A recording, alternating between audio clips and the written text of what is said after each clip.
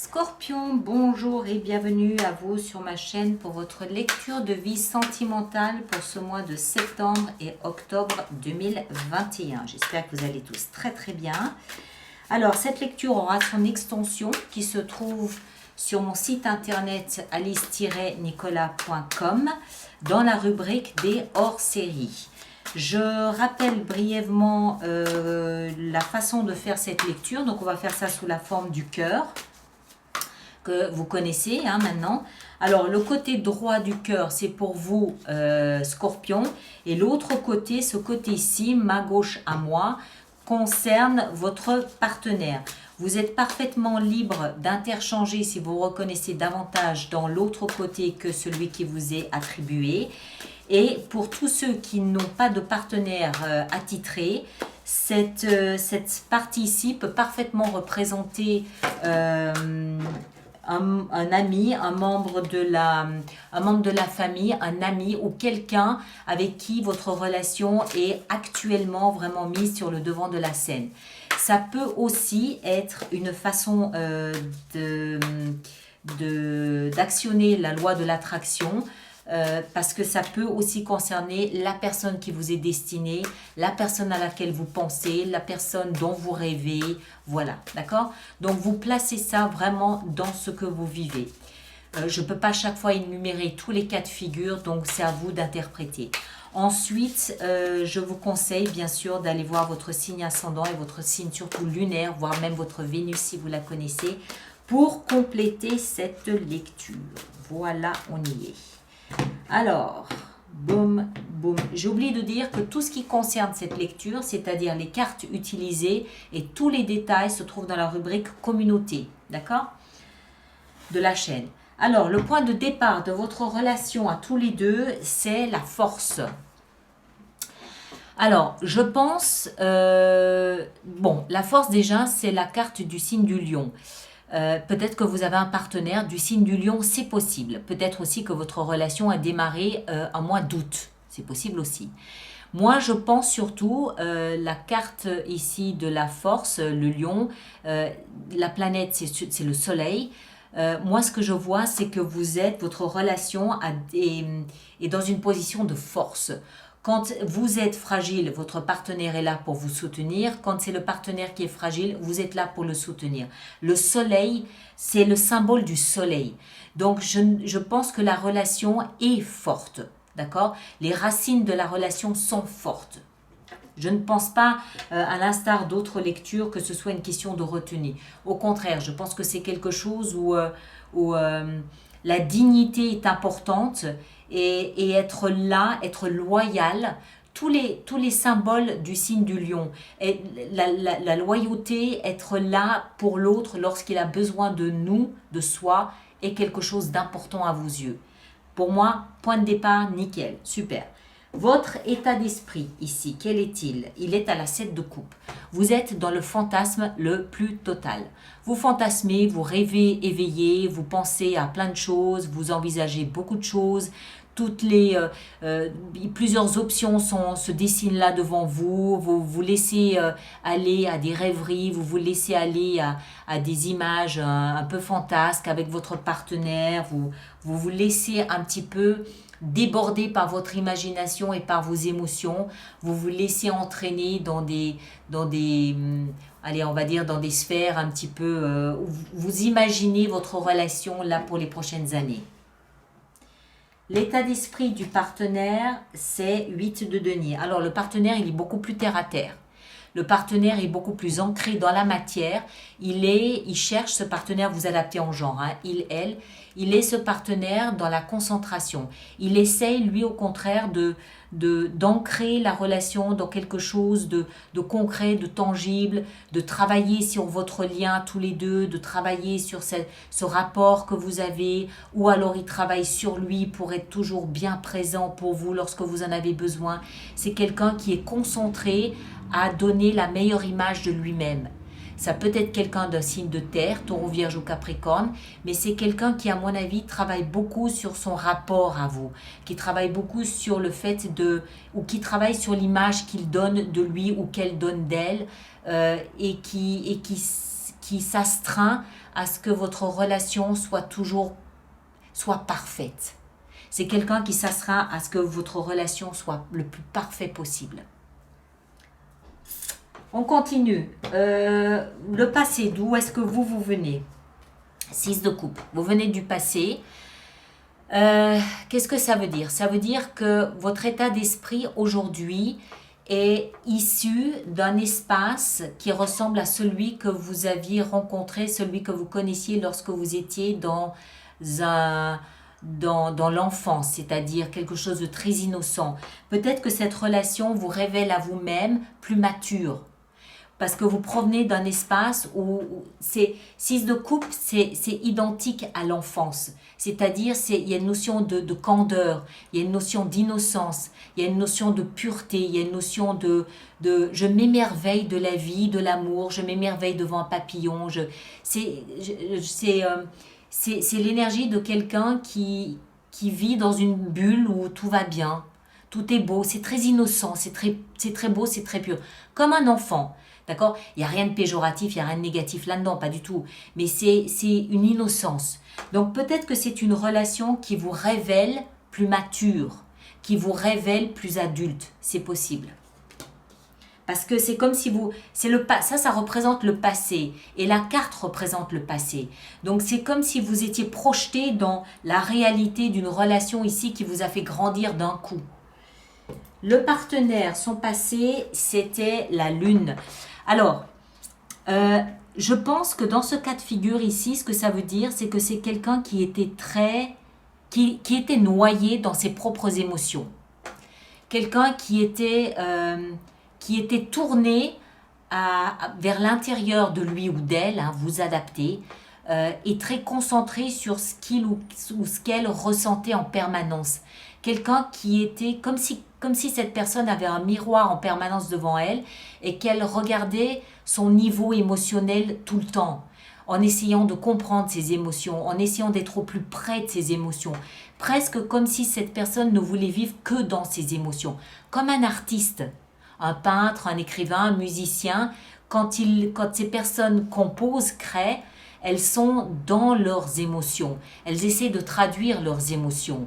Donc c'est quelqu'un qui était très concentré sur son niveau émotionnel, à mon avis. C'est le passé, hein, encore une fois. La position suivante, c'est l'action que vous entreprenez. Le roi d'épée. Bien, j'aime bien. Le roi d'épée, alors, peut nous parler d'une personne d'un signe d'air, Gémeaux, Balance ou Verseau, mais en l'occurrence ici, je ne pense pas. Le roi d'épée représente une personne d'autorité, pour quelqu'un qui maîtrise l'art des mots, l'art de manier le verbe. Ça peut être un enseignant, un professeur, ça peut être un avocat, ça peut être un patron, ça peut être un notaire, ça peut être un médecin, ça peut être quelqu'un dont la parole a de l'importance et de la puissance. D'accord? Action engagée. Donc pour moi, ça veut dire que vous allez auprès d'une telle personne. Alors, peut-être pour obtenir un conseil, peut-être pour négocier quelque chose, peut-être que c'est une sorte de thérapie comme un psychiatre, d'accord, qui va écouter, qui va communiquer, qui va traduire ce que vous lui dites dans un domaine ou dans un autre. Pour moi, cette personne ici fait figure de conseil, d'autorité, conseil donné. Donc, vous allez vous adresser à ce type de personne probablement pour peut-être savoir où vous en êtes ou peut-être travailler sur vous ou voilà, je ne sais pas. On verra plus tard si on a d'autres infos. Action engagée ici de la part du partenaire, le magicien. Waouh, bien. Alors, le partenaire, je pense, à force d'être connecté à ses émotions, je pense que c'est quelqu'un qui maintenant sait parfaitement qui il est ou qui elle est et comment attirer ce qu'il ou ce qu'elle veut dans sa vie. Le magicien, c'est celui qui, d'un coup de baguette magique, d'un coup de formule magique, transforme sa réalité. C'est quelqu'un qui connaît l'art de la loi de l'attraction. C'est quelqu'un qui sait spirituellement comment se positionner dans la vie pour obtenir ce qu'il veut ou ce qu'elle veut. C'est quelqu'un qui a éprouvé force de se rapprocher de ses émotions, qui sait très bien comment il ou comment elle fonctionne. D'accord? Donc c'est quelqu'un qui a une espèce de pouvoir sur sa vie parce qu'elle a pris le temps, cette personne, de comprendre comment elle fonctionnait, comprendre comment fonctionnaient les lois énergétiques, les lois spirituelles, les lois universelles. C'est quelqu'un peut-être de spirituel, c'est en tout cas quelqu'un qui sait très bien ce qu'il veut pas et comment obtenir ce qu'il veut ou pas. Pas par la force, par la connaissance, par la maîtrise de ses émotions personnelles. Le conseil qui vous est donné à vous, c'est 4 de coupe. Alors, vous avez beaucoup de coupes, hein, vous. Bon, c'est normal, hein, Scorpion en même temps. Alors, dans le conseil donné, 4 de coupe. Alors, moi, ce que je dirais, c'est que ici, on sent bien que vous ne savez pas trop dans quelle direction aller. 7 de coupe, c'est comme si vous aviez 7 portes devant vous et vous ne savez pas laquelle choisir. Ce jeune homme, il ne sait pas laquelle de ces coupes retourner. Il sait que sous certaines de ces coupes, il se cache son désir et sous d'autres coupes peuvent se cacher des serpents ou des espoirs inutiles. D'accord? Le conseil donné ici, c'est ne perdez pas patience. Ne perdez pas patience, gardez espoir, même si vous êtes un peu lassé de ce que vos émotions vous apportent aujourd'hui au quotidien, quelque part, quelque chose de mieux, quelque chose de nouveau va se profiler et va vous être proposé. La 4 de coupe, c'est une énergie de celui ou de celle qui s'ennuie un peu, qui est un peu déçu du peu d'émotions qu'elle vit, qu'elle traverse aujourd'hui. Mais la 4 de coupe, c'est la promesse de quelque chose de plus pétillant, la promesse de quelque chose de plus épicé. Il suffit d'être patient, il suffit de... Attendez, je ramasse la carte que j'ai fait tomber. Il suffit d'être patient, c'est le conseil donné. Continuez à rêver, continuez à fantasmer, continuez à ouvrir toutes ces options au moins dans votre tête. De cette façon, vous attirez la loi de l'attraction. Et en plus, je vous rappelle que vous avez un partenaire qui est un magicien. Il est peut-être juste en train d'essayer de comprendre comment vous fonctionnez. D'accord? Et une fois qu'il aura compris, il sait comment lui fonctionne. Il a pris le temps de s'étudier. Lorsqu'il aura compris comment vous fonctionnez, il va peut-être à ce moment-là pouvoir vous dire « Ok, mon chéri ou ma chérie, je t'apporte quelque chose que tu n'espérais peut-être plus. » Hein, cette 4e coupe. Conseil donné à votre partenaire, 9 d'épée. 9 d'épée, c'est étonnant. 9 d'épée, c'est une énergie un petit peu anxiogène. Ça veut dire quoi? Ça veut dire que c'est quelqu'un qui, à mon avis, est peut-être un peu en mode obsession. C'est quelqu'un qui peut-être pense en permanence, alors soit à vous, oui, c'est possible, mais c'est non-stop, hein, c'est du matin au soir et du soir au matin, jusqu'à en perdre le sommeil. Ou alors c'est quelqu'un qui pense non-stop à une relation presque trop parfaite. On l'a vu, son état d'esprit est à travailler sans relâche sur l'image que cette personne donne de lui ou d'elle ou sur votre relation, mais ça devient presque obsessionnel. C'est quelqu'un qui est trop, peut-être, obsédé par la perfection, qui pense peut-être trop à vous, qui pense peut-être trop à votre relation, qui pense peut-être plus facilement à une relation parfaite qu'à une relation naturelle. Voilà. Et dans le conseil donné ici, moi ce que je dirais, c'est ne perdez pas espoir. C'est pas la peine d'être dans l'obsession en permanence. Il faut continuer à travailler comme ça, oui, mais c'est pas la peine d'en perdre le sommeil. Je vois pas l'intérêt, je vois pas le but. Vous semblez être vous plus à l'aise dans cette relation que le partenaire. Et en même temps, j'ai l'impression que tout ça se fait de manière discrète. D'accord? Je suis pas certaine, je suis pas convaincue que ce partenaire vous parle beaucoup de ses émotions et de l'état d'esprit dans lequel il est. J'ai l'impression que ça se fait